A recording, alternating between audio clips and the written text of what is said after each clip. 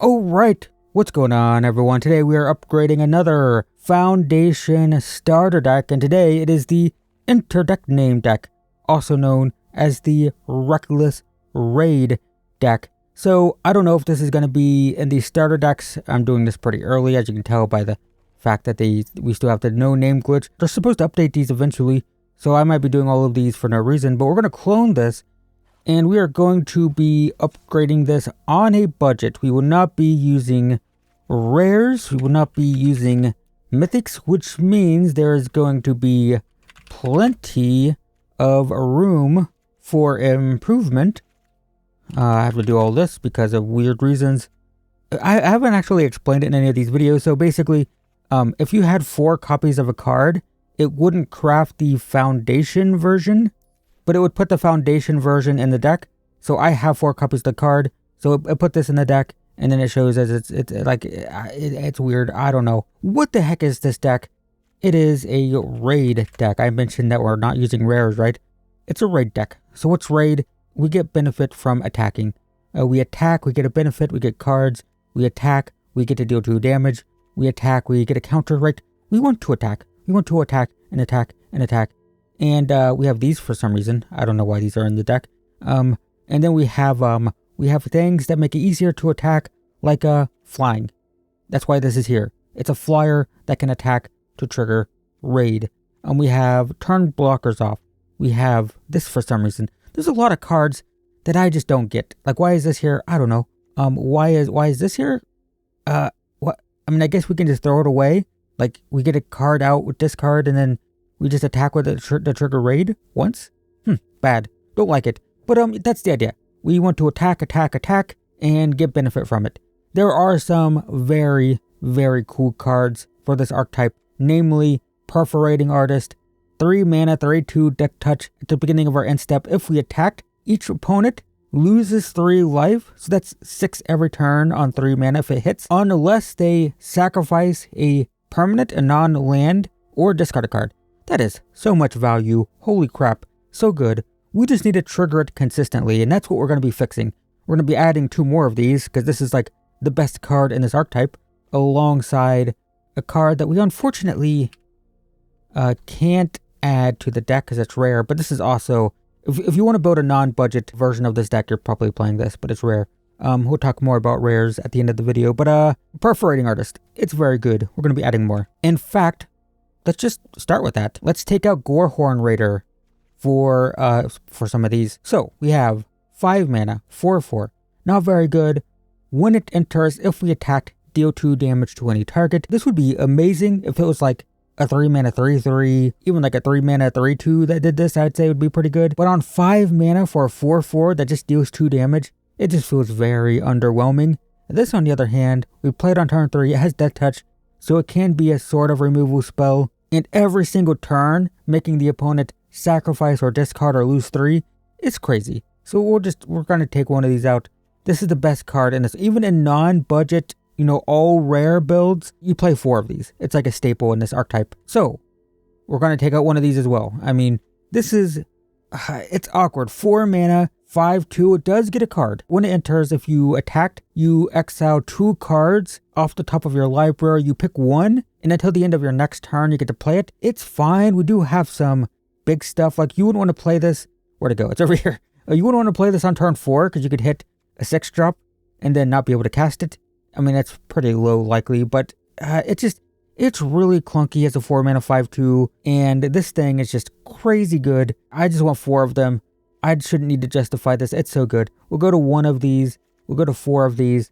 It's very good. Next, this card is super clunky. I just want to get the other one out. And I think the best option on a budget is probably Garna.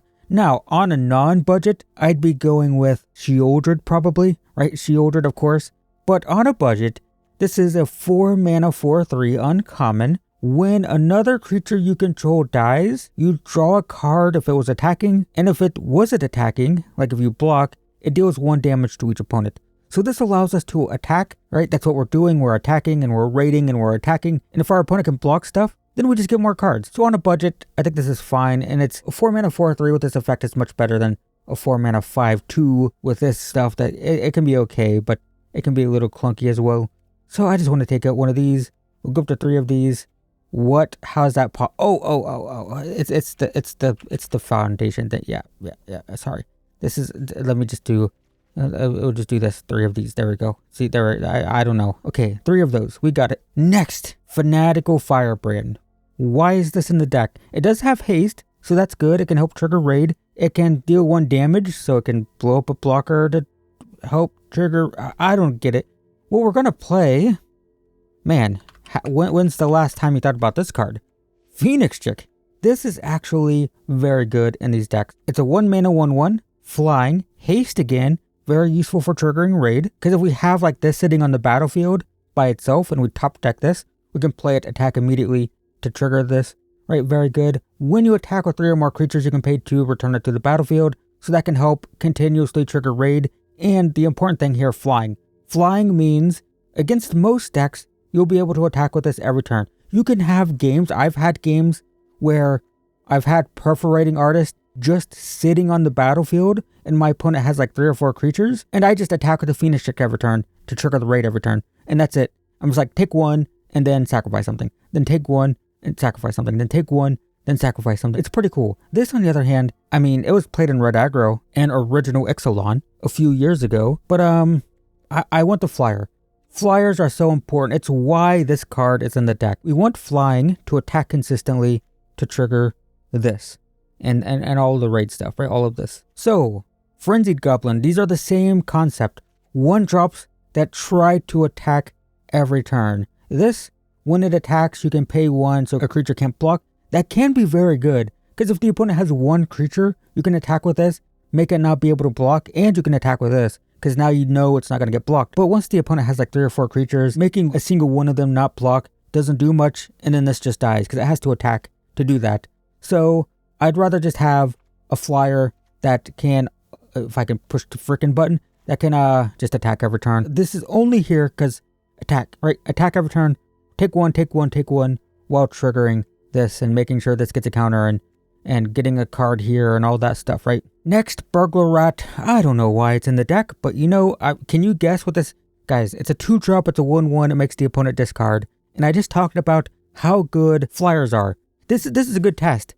Guys, can you think of a 2 mana 1/1 with flying that has a similar effect to this, that can help trigger raid every turn? Come on, guys, I think you can do it. I'm gonna type it. You can type it in the comments. Oh, okay, I need that engagement. It's Deep Cavern Bats. Who guessed it? Could you have guessed it? Did you guess it? Was that on your mind? So here's the thing, right? 2 mana 1/1, 2 mana 1/1. This, when it enters, you look at the opponent's hand, you get a card, and then when this leaves the battlefield, they get it back. So it's not permanent. Not permanent. That's a problem. But it's a 2 mana 1/1 flyer. Flying. We like flying. We like flying to trigger this every turn. So 2 Burglar Rats out, 2 Deep Cavern Bats in, because flying. Now we have flying. You notice how we're filling out the low end of our curve with flying, so we can curve into these raid creatures at 3, right? Next, we have Thrill of Possibilities. Is this a bad card? Not at all. It's actually perfectly fine, but I want more raid payoff. And we have a perfectly fine one right here. So this is discard a card to draw 2. So something to note with this card is you don't technically profit. You don't get card advantage, because you have to play this and you have to discard a card. So it's 2 cards out, 2 cards in. So you actually break even. It is filtering though, right? Filtering is nice. This is also filtering. It's a 3 mana 2/2 Death Touch, so it works as a pseudo removal spell after you've played it. And then when this enters, if you've attacked, look at the top 3, put one of them onto the top of your library. Once again, not card advantage because you don't draw it, but you get to look at the top 3, pick a card, put it on top, and then draw it. Guaranteed, which is fine. The rest go into your graveyard. Sometimes putting Phoenix Chicks into the graveyard is fine because we can reanimate it. Not often useful, but I mean, that's a thing. But yeah, both of these are similar. I just want the raid. We want more raid stuff. We break even on cards on both of these. It is 1 mana more expensive. We do have a lot of 2-drops, as you see by the curve. It's kind of fine. I want to take one of those out, go up to 3 of these, and I think that's totally reasonable. The idea here is 1 and 2-drop flyers and a 3-drop raid creatures. Next, we have Offer Immortality, which is, I get why it's in the deck. 2 mana, target creature gets Death Touch and indestructible. So what you do is like you attack with this, You wait for the opponent to block, then it kills it because dead touch, although this already has dead touch. But if it was that also has dead touch. If it was this, for example, it's usually a 4/3. It kills most stuff. The point is, you give something dead touch, and indestructible means you can attack with it again the following turn. It also allows you to attack with your raid payoff. You can attack with this, give it indestructible. It's fine, but man, sometimes simpler is better. Sometimes dead is better. That's the quote, right? You guys get that one? Anyway, 2 mana destroy something. Just give me a removal spell. I know this will work. Like it does the thing. You can do it with this. And it's like, oh, I can attack with this and get the thing. Yeah, sure, but I just want to kill something. Just kill the stuff. Just kill things. It's fine. Next, similarly, basically the same idea. Undying Malice. It will give a creature when it dies, return it to the battlefield with a counter. Yeah, sure. This is played in scam decks in Modern, but those use evoke creatures to scam. It doesn't. It's not for combat. It's not why you play it usually. But I just removal, man. I clicked the escape button. I want removal. That's what I want. I just want removal. I know we can do cool stuff with this. We could attack with this. This, by the way, it lets the creature die, so we could draw from this. If we had this in play and Perforating Artist, and we attacked with this and played this, we would get the card draw because it would die, and then it would come back and it would be bigger. That's cool, but it's just sometimes we don't have that stuff in play, and then this just doesn't do anything. I just want to kill stuff. Kill stuff better. On the topic of killing stuff, this is just a removal spell in this deck, so it's a 2 mana 2/2 prowess, so when we play spells it gets bigger, and then we can sacrifice it to deal damage equal to its power to target creature or planeswalker it cannot go face. And I think the idea with this is you can attack with it, and if the opponent blocks, then you could sacrifice it and blow up something more important or something, but I just kill stuff. I just want to kill stuff. 2 of these out, 2 of these in, and just blow up. You know what? The opponent can't block if you just kill their creatures. Problem solved. Next, just a slight optimization here. I want to take out one of these interlopers for 1 Phoenix. These do the same thing. They both are flyers. They both can't block, but I just want more 1-drops in the deck. This is just like a purely fix the curve type of thing. I want one of these out. I want one of these in. And that just gives us a bit more early stuff to play. And I will say, I'm not going to make the change, but you could definitely do this. 2 of these out, 2 of these in. Totally reasonable. But this is our deck on a budget. And that's very important here. This is the budget build because we can go non-budget. And I can just show you what a non-budget deck looks like because I have it right here. So this is my non-budget build. You'll notice Phoenix Chick.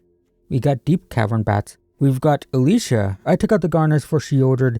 I'm playing Squee. He's a great attacker because he makes extra attackers, and he also goes really well with Seer Slicer, Goblin, right? Because it's more goblins. For card draw, I have these guys, right? Caustic Bronco, NT, same flyers, same idea. That's the non-budget. I just realized I forgot to do an upgrade.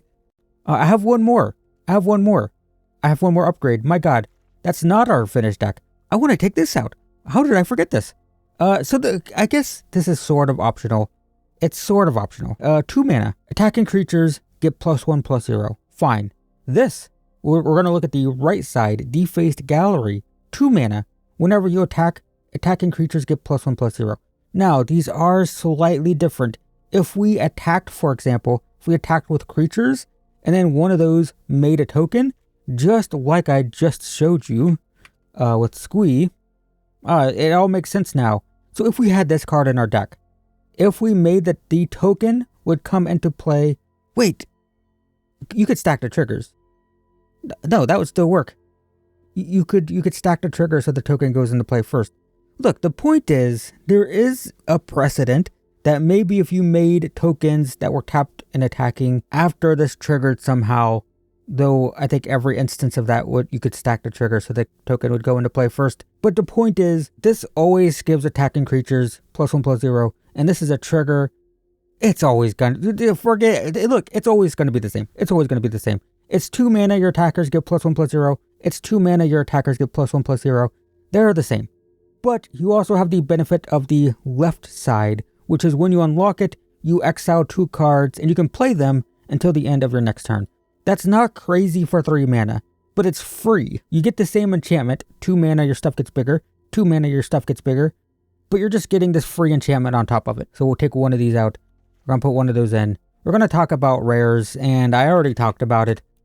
You get this in the deck. 2 mana, 2/1, raid, make a 1/1 every turn. What's great about these is you can attack with those freely just to make another one. It's a free way to trigger this, while also just getting another goblin. And if you have Garna, Garna does not specify non-token. This is definitely better than no Priest of Oblivion. This is fine. It's better than these clunky rares. I didn't talk about that, but these just don't. I guess whenever a creature an opponent controls dies, they lose 2. But if you want that effect, I'd rather have Archfiend, which, by the way, attacks really well. 4 mana 6/6 that makes the opponent lose 2 if they block, basically, kind of, if they chump block. I'd rather have this over the Massacre Worm, I think. It's more efficient. It's 4 mana. This, I don't know why this is in the deck. It's just a big dinosaur. Look at the big dinosaur. But it doesn't do much. This is also pretty weak. Immersturm Predator. It's just okay. I guess there's kind of like a... no, I don't know. I don't know why any of that's in there. Anyway, get this here. Get this thing in there. You can take all these clunky, expensive rares out. Get this in. And again, I'll go back to my non-budget build if you want to see. So I have card draw. I'm using these for card draw. I have my removal package is 3 cut down, 3 go for the throat, 2 burst lightning. My raid creatures are 4 of these, 4 of these. This is a way to trigger raid. These all the flyers trigger raid. We have Garna for fun. It should probably just be 3 Shieldred, but that's my non-budget deck. And there you can find you just look up Rakdos raid decks. You can find a lot of decks built around those 2 cards. Anyway, that's it for now. This is our 0 rare, 0 mythic, common and uncommon only budget build. Should definitely feel much better, much more consistent. Hopefully that's useful. Thanks for watching, everyone. I'll see you in the next one.